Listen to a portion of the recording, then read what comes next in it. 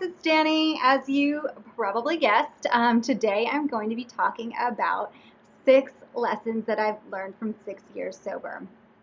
Today marks my 6 year anniversary of being sober, and pretty proud of myself. I actually sometimes can't believe that it's been 6 years, but here I am, and I've learned a lot over the past 6 years, and I thought I would share it with you.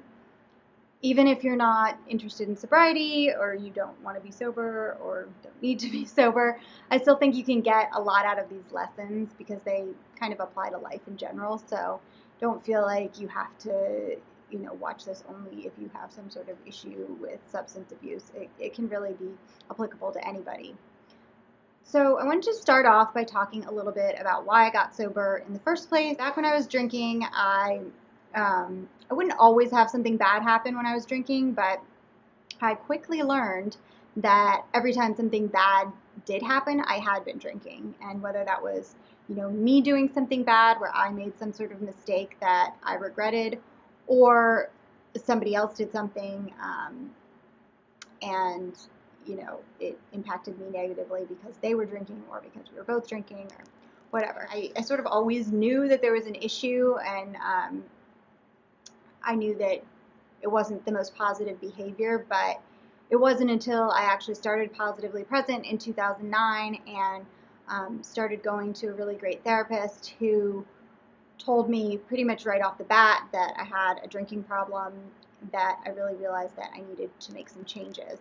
And it was particularly difficult because not everybody, but a lot of people in my life were behaving the same way I was. So it kind of made it hard to see it as a problem, which I think can happen actually to a lot of people, because if you drink heavily and you're into partying and going out all the time, you're going to be with other people who are also into that.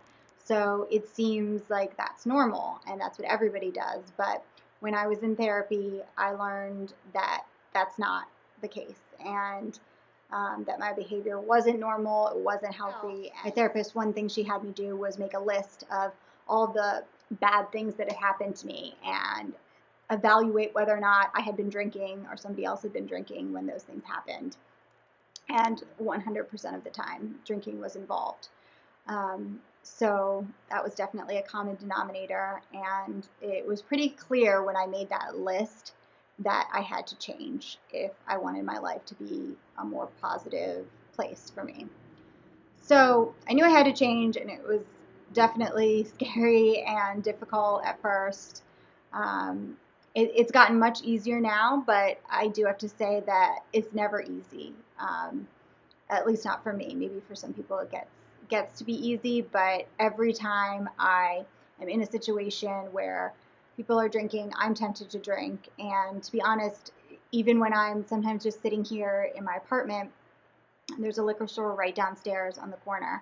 And I, have often thought to myself, well, you could just go downstairs and get something and, nobody would know. So there's temptation not only when I'm in social situations, but there's temptation when I'm by myself. I think that, it's certainly lessened with time, but it's not gone away. I don't know if it ever will, but it's a constant choice. There's never a time where I don't think, well, I could just have a drink, or I could do this or that, but I always have to make the choice not to, which sometimes is easier than others. So to celebrate the 6 years of sobriety, I wanted to talk about the 6 lessons that I've learned. I have my notes, so sorry if I keep looking down. I'm going to try not to, but it's hard to remember everything sometimes. And I also apologize for Barkley, who will probably be walking in and out of the video unless she decides to sit down and be good. The last couple videos I did, she was at my parents' house, but I'm trying to see how she does when she's here, because I can't always take her somewhere when I want to film a video. Okay, anyway, into the lesson. So lesson number 1 is that you have to want it. One of my problems with getting sober for a while was that I didn't want it badly enough. There was pretty much nothing that I wanted more than the rush of going out and getting drunk and having fun. And even if it ended in a disaster or it wasn't ultimately a positive experience, I still kept going after that rush and still seeking that. And there wasn't anything that was worth not doing that. Even the low points, it just didn't seem, like a good idea to stop. Until I started Positively Present and really started thinking about how my own choices, my relationships, my attitudes, my mindsets, everything sort of works together to create the kind of life that you want. And, as I mentioned before, drinking was not contributing positively to the life that I wanted to have.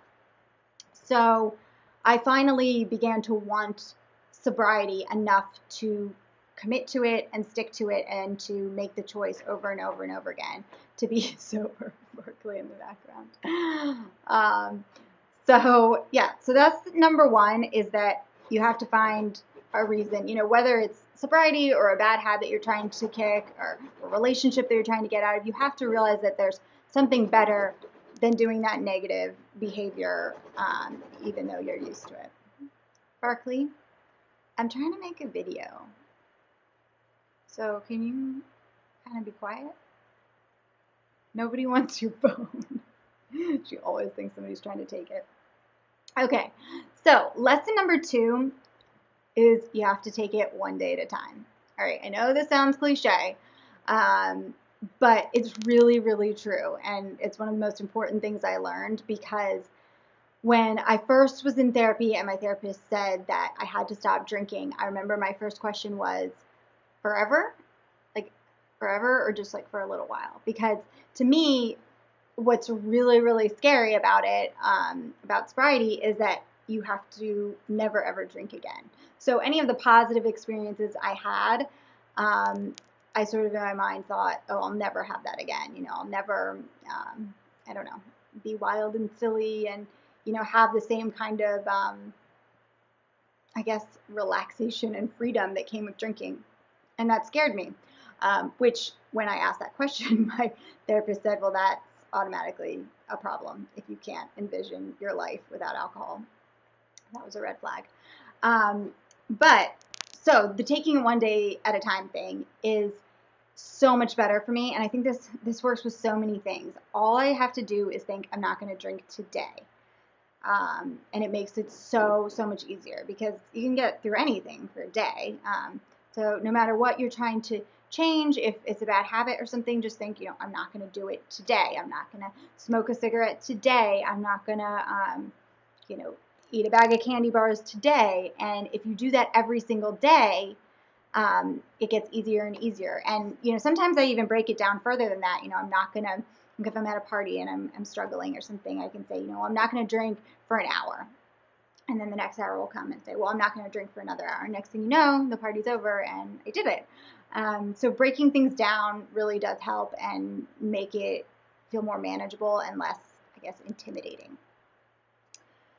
Okay, so lesson number 3, and this is another very important one that I learned, is that you have to accept loneliness. And this has a number of different components. First, there will be people who don't understand why you're getting sober.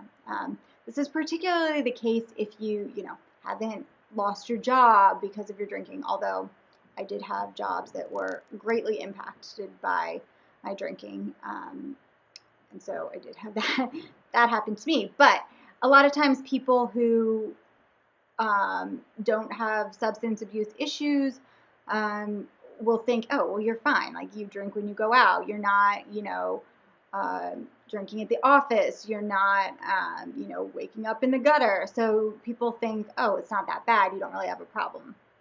So that's one type of thing that I've encountered. Another thing is, and this kind of goes with that sometimes, is a lot of times if people have their own substance abuse issues, they don't want to talk about or think about you needing to get sober, because that would mean that they have to get sober, or they at least need to think about getting sober. Because if somebody is doing the same behaviors that you are and you're choosing sobriety, they have to think, well, should I be choosing sobriety? And a lot of times people don't want to do that.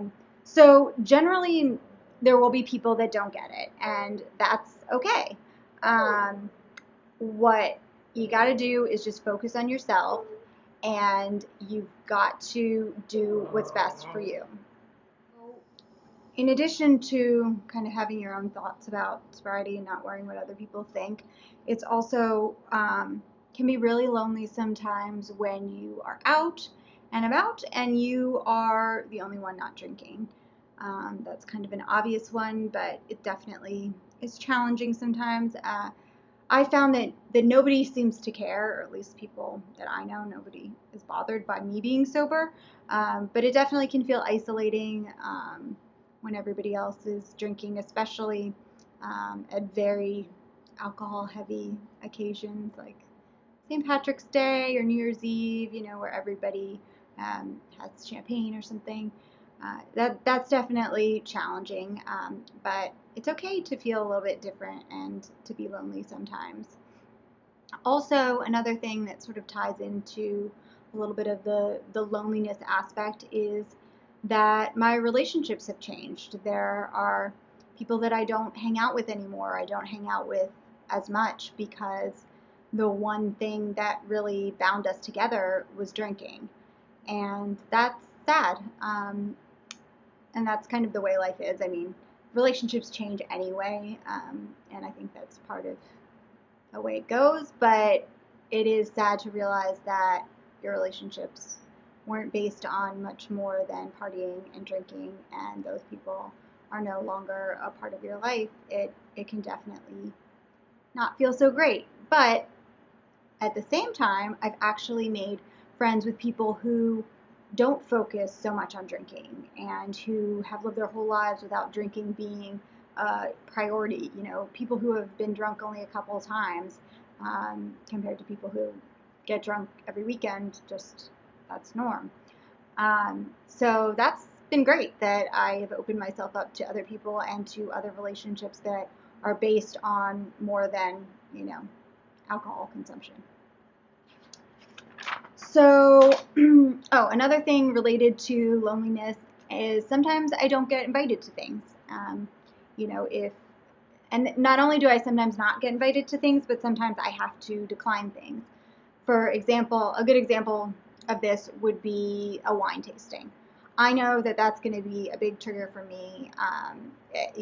The literal event is about drinking. It's not, like a party where people will be drinking. The whole point of it is to be drinking. So, I know I've had situations where I've either not been invited to something like that because people know I wouldn't want to go, or I have been invited and I've had to say I couldn't go, which sometimes sucks, but you kind of have to know what is best for you and do what's best for you. Lesson 4 is one of the toughest lessons I've had to learn probably in my whole life, and that is that you have to get in touch with yourself. When you're drinking, or at least when I was drinking, I became a lot of things that I'm not normally. I became more brave, I became more social, I became more adventurous, and sometimes that was a good thing, sometimes that was a very bad thing. Either way, I am not a lot of those things when I'm sober. I started drinking at 14, and pretty much, from then on, most of my social interactions, I was drinking. So that's sort of how I learned to be social with other people. One of the things that I've learned about myself being sober is I've sort of learned some of my less than stellar traits because I am not able to cover them up with alcohol. Alcohol made me more friendly. I definitely feel like I met more people or connected with people because I would be more talkative. Also probably talk to people I shouldn't have. So there was that. But also, in addition to, sobriety showing me who I really am, I guess, there's also not an outlet for when you're struggling emotionally when you don't drink, because I used to, if I was having a really tough time, I would drink and it would temporarily make me feel better. Ultimately, I feel like it enhanced my emotions, and if I was sad, I would end up drinking and then becoming depressed instead of just sad. But at least temporarily, it would feel like, oh, it's better for a little bit. But sobriety is scarily real. I mean, you have to be here. You have to be here with yourself, the good and the bad, the highs and the lows, and there's no kind of escape, which can be very hard. It's especially when you had been doing it for so long, like I did. Um, learning basically to feel all the feelings is, and it's still a challenge sometimes to do it, but I've gotten better at it. I think the more you practice actually feeling, the more you get used to it, and the more you realize that feelings are temporary and they don't last forever, and there are good times and bad times, and you don't have to try to escape the bad times or even heighten the good times, because you can be okay with what's actually happening.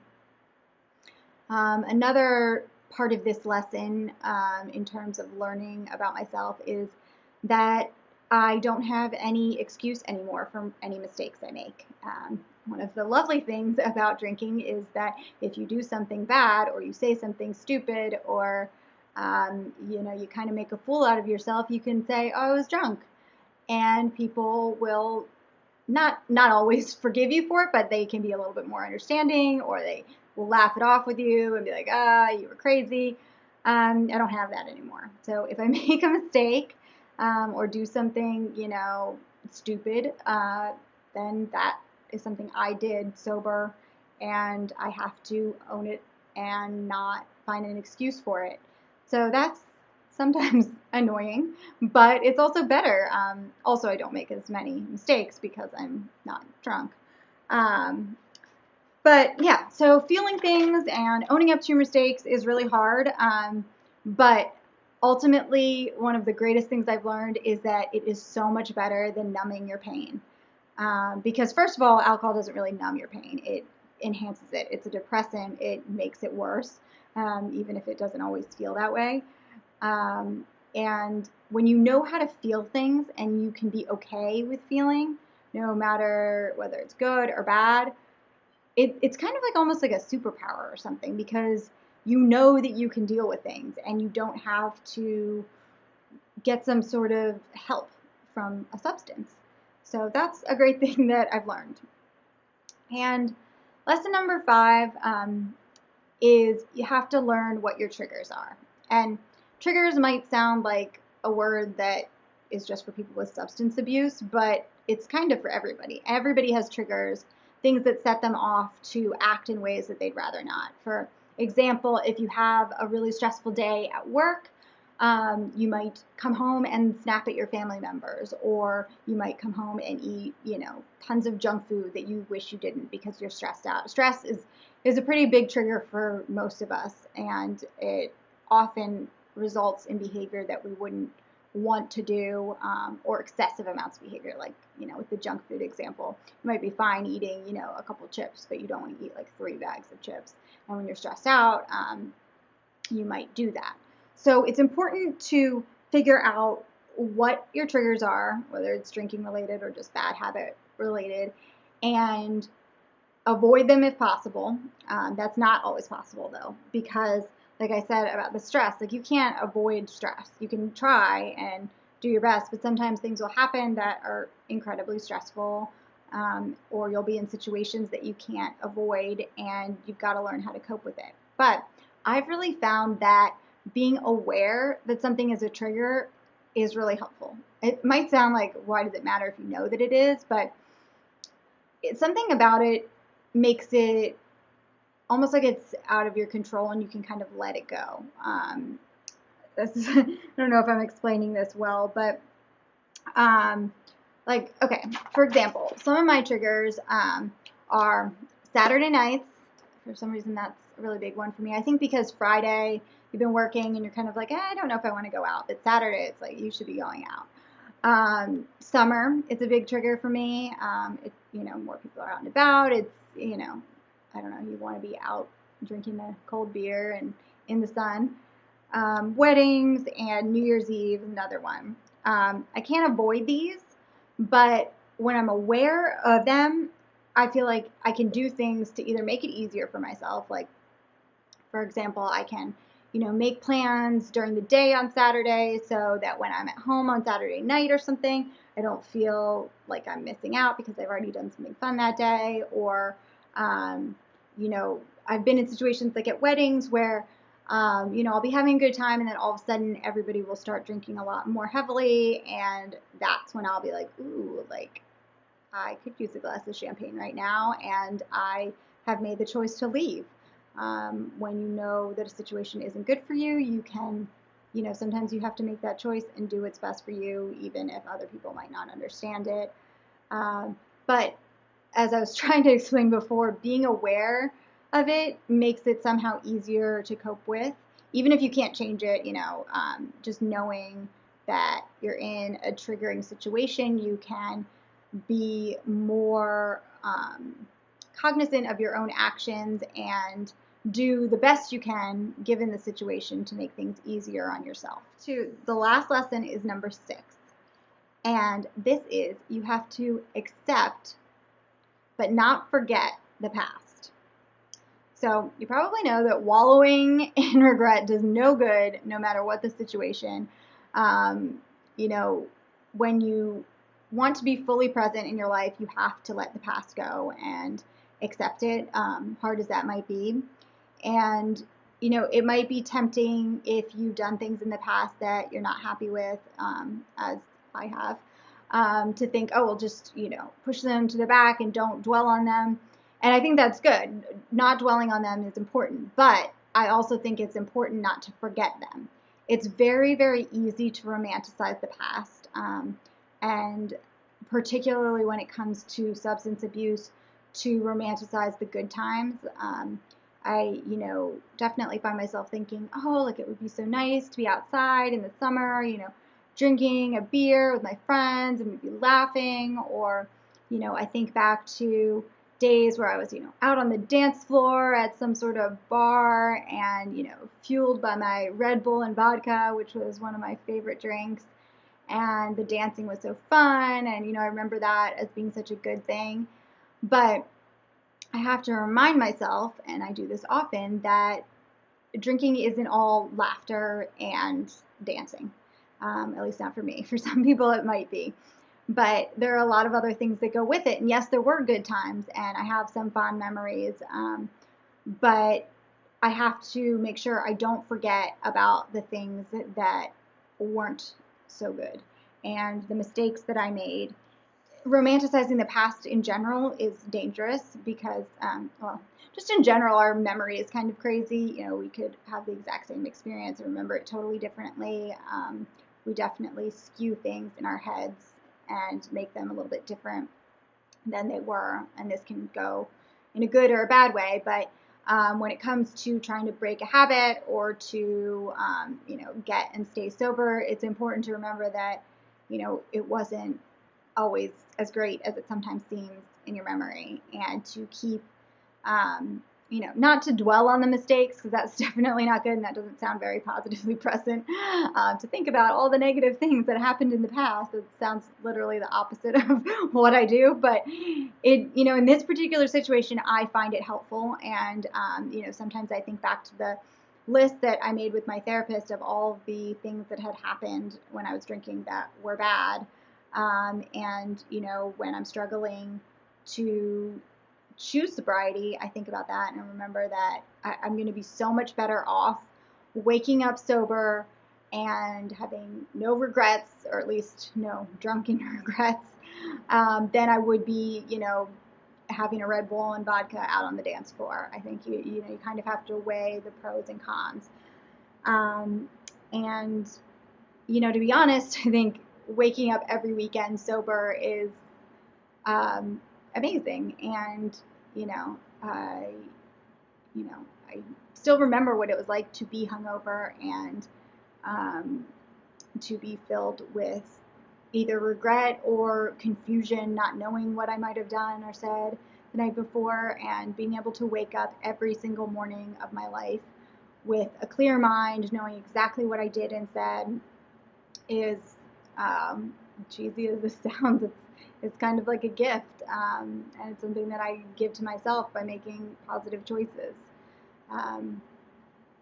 So, as I said at the beginning, things are much easier now that I'm 6 years into it, but it's by no means easy. And if you are struggling, and you have any questions, definitely feel free to, leave them in the comments below or email me, because I've been there, especially at the beginning, and it's hard, depending on what you're going through, or, what you've been doing in your life. It can be a huge, huge transformation in your life. It changes your relationships. It changes your relationship with yourself.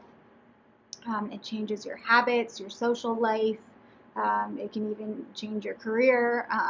There's so many factors that can be involved with it, and it's a very complex thing, and unless you've been through it, you don't really fully understand. So if you are struggling and you need some advice or inspiration, definitely reach out to me.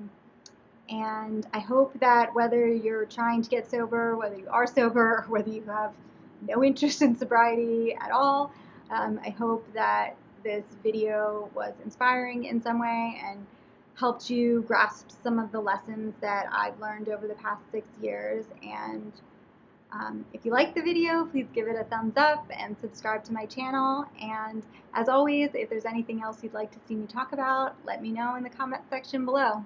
Thanks for watching. Bye.